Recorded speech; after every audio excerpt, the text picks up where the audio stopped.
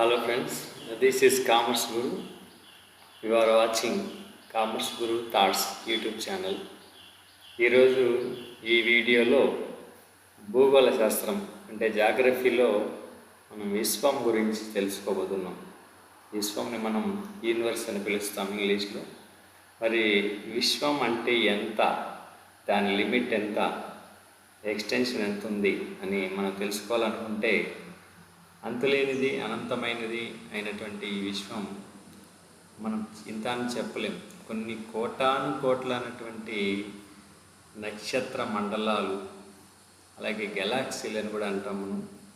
గెలాక్సీలు, ఇన్ని నక్షత్రాలు ఉన్నటువంటి ఈ విశ్వం పరిధి మనం ఇక్కడ చూస్తున్నటువంటి ఒక ఇమేజ్ ఉంది కదా, ఈ ఇమేజ్లో చూసినట్టయితే సో ఇది నక్షత్రాలకు సంబంధించినటువంటి నక్షత్రాల చుట్టూ ఉన్నటువంటి గ్రహాలు, వాటి ఉపగ్రహాలు, వాటి ఆస్ట్రాయిడ్స్ ఇలాంటివన్నీ కలిసి అంతే లేనటువంటి ఒక విశ్వం దాంశం.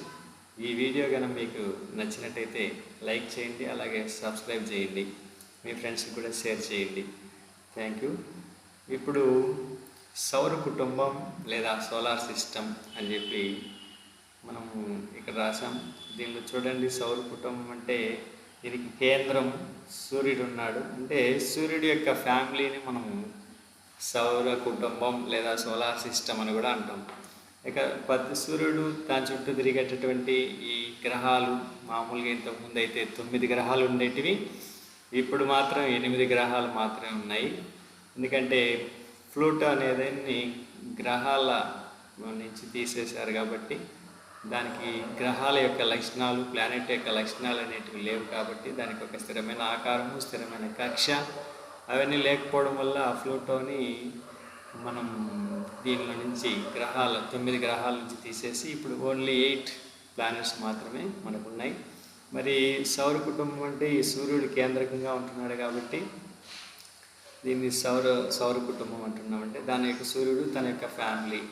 అందుకే సూర్యుడు, దాని చుట్టూ తిరిగే గ్రహాలు, వాటి ఉపగ్రహాలు, ఇతర ఖగోళ వస్తువుల సముదాయాన్ని సౌర కుటుంబం అంటారు. దీన్నే సౌర వ్యవస్థ అని కూడా అంటారు.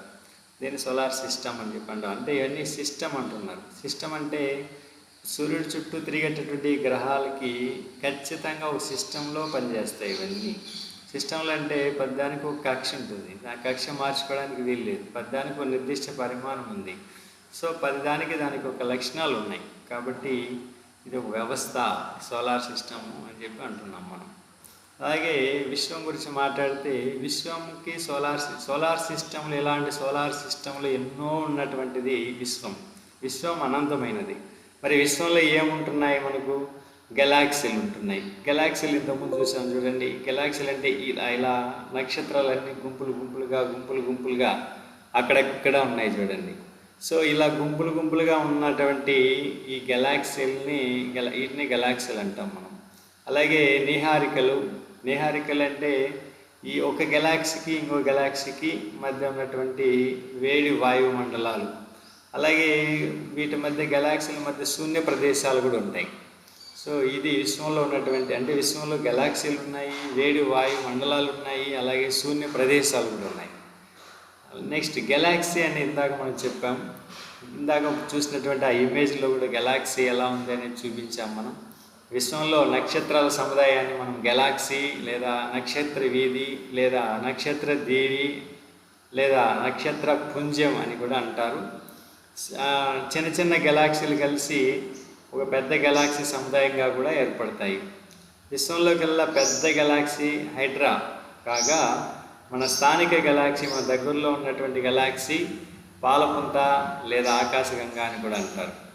పాలపుంతకు సమీపంలో ఆండ్రోమెడా గెలాక్సీ ఉందన్నమాట. ఇది గెలాక్సీ సంబంధించింది. గెలాక్సీ అంటానే మీకు కొన్ని కోట్ల నక్షత్రాల సముదాయాన్ని మనం గెలాక్సీ అని చెప్పి అంటాము. నెక్స్ట్ సంవత్సరం అంటే గెలాక్సీ కేంద్రం చుట్టూ ఒక నక్షత్రం పరిభ్రమించడానికి పట్టుకాలమే కాస్మిక్ సంవత్సరం. గెలాక్సీ కేంద్రం అనేది ఇక్కడ మనం చూస్తున్నాం. ఇక్కడ కాస్మిక్ సంవత్సరానికి సంబంధించిన ఒక ఇమేజ్. ఇక్కడ గెలాక్సీ ఉంది. ఆ గెలాక్సీ అంటే కొన్ని కోట్ల నక్షత్రాల సముదాయం అనేది ఇక్కడ ఉంది.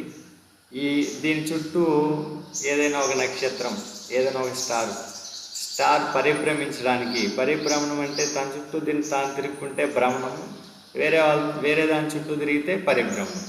కాబట్టి ఇంకొక గెలాక్సీని చుట్టూ తిరిగి రావడానికి తనకు పట్టేటటువంటి సమయాన్ని మనము కాస్మిక్ సంవత్సరం అంటాం.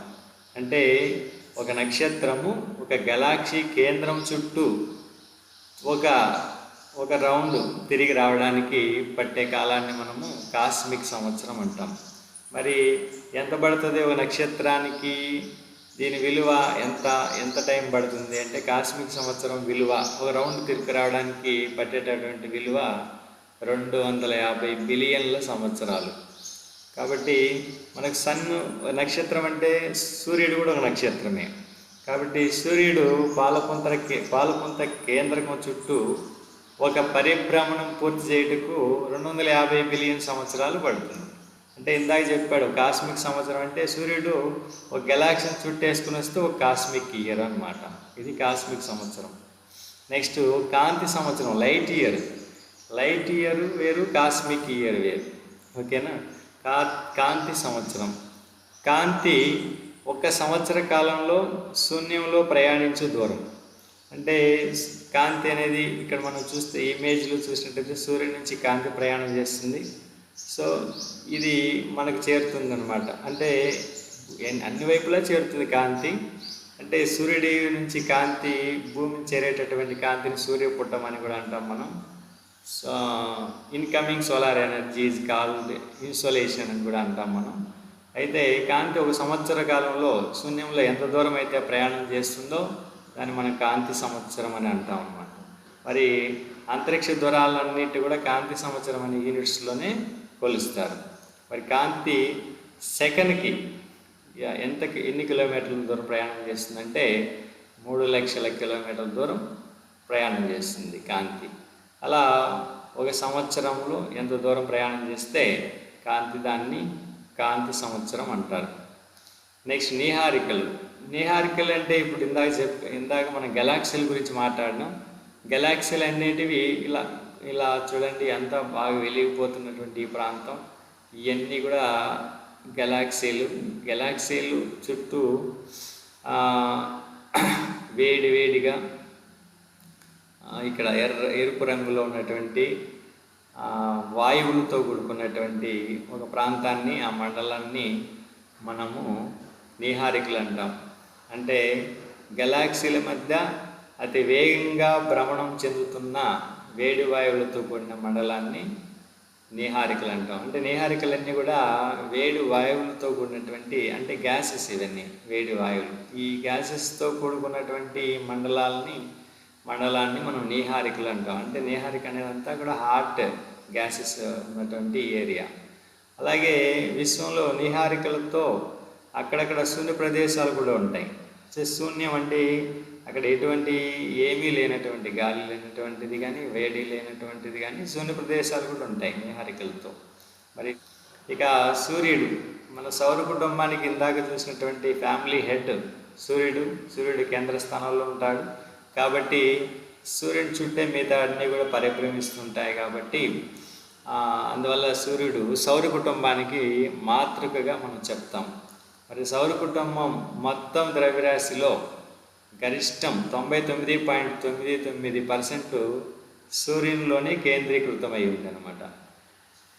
సౌర కుటుంబం మొత్తం ద్రవ్యరాశి అంతా కూడా దాదాపు 99.99% అంతా సూర్యునిలోనే ఉంది. ఎందుకంటే కేంద్రం ఆయనే కాబట్టి, మాతృక ఆయనే కాబట్టి మొత్తం ద్రవ్యరాశి అంతా సూర్యునిలోనే కేంద్రీకృతమైంది.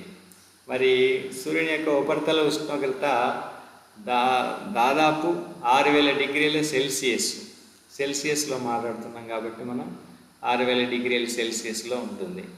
అలాగే కేంద్రము లేదా కోర్లో అయితే దాదాపు 15 మిలియన్ డిగ్రీల సెల్సియస్లో ఉంటుంది. దాదాపు 15 మిలియన్ల డిగ్రీల సెల్సియస్ కేంద్రంలో. పై భాగంలో చెప్తున్నాం మనం. ఈ పై భాగం అంటే ఇలాగా పైన. సో కేంద్రంలో ఉన్నటువంటి లేదా కోర్లో ఉన్నటువంటి ఉష్ణోగ్రత దాదాపు 15 మిలియన్ల డిగ్రీల సెల్సియస్ కానీ లేదా 27 మిలియన్ డిగ్రీల ఫారెన్హీట్ కానీ ఉంటుంది. మరి సూర్యునిలో ప్రధానంగా ఏ ఏ వాయువులు ఉన్నాయి అని చూసినట్టయితే సూర్యునిలో హైడ్రోజన్ 71% ఉంది. సో హైడ్రోజనే మన ప్రధాన వాయువుగా చెప్తున్నాం.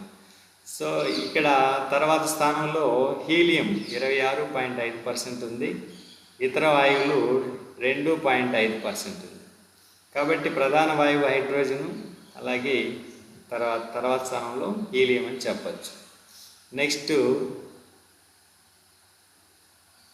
సూర్యుడిలో ఉన్నటువంటి ఆ వేడికి, నిరంతరము వస్తున్నటువంటి వేడి లేదా శక్తికి ఏమి కారణమని అడుగుతాడు. ఇది ఇంపార్టెంట్.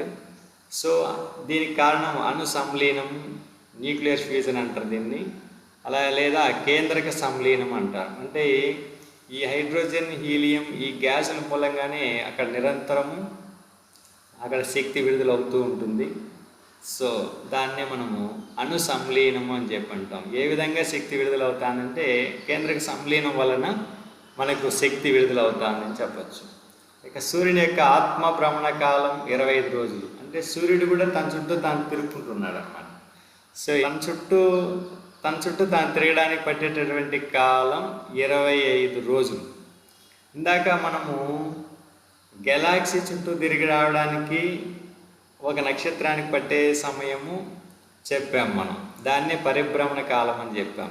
సూర్యుడు ఒక గెలాక్సీ చుట్టూ తిరగాలంటే 250 బిలియన్ సంవత్సరాలు పడుతుంది.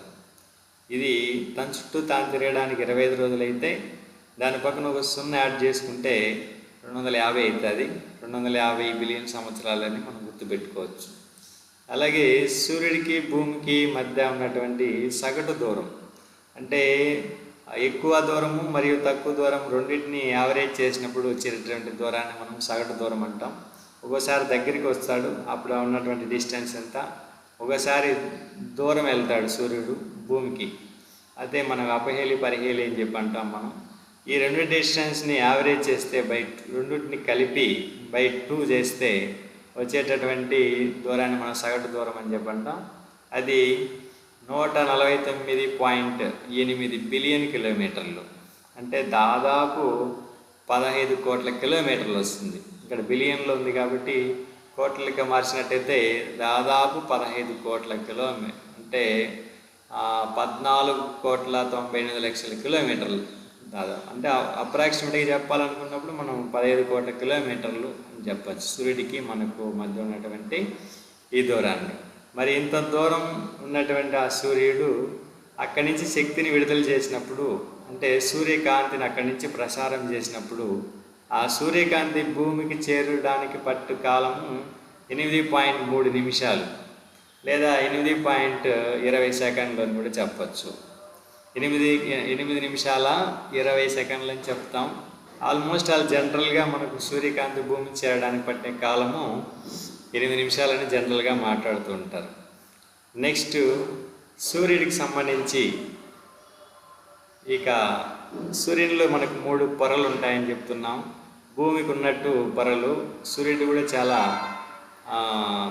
విశాలమైనటువంటి నక్షత్రం కాబట్టి అందులో కూడా పొరలు ఉంటాయి. అందులో మనకు 3 లేయర్స్ ఉంటాయి, 3 లేయర్స్ అని చెప్పంటాం.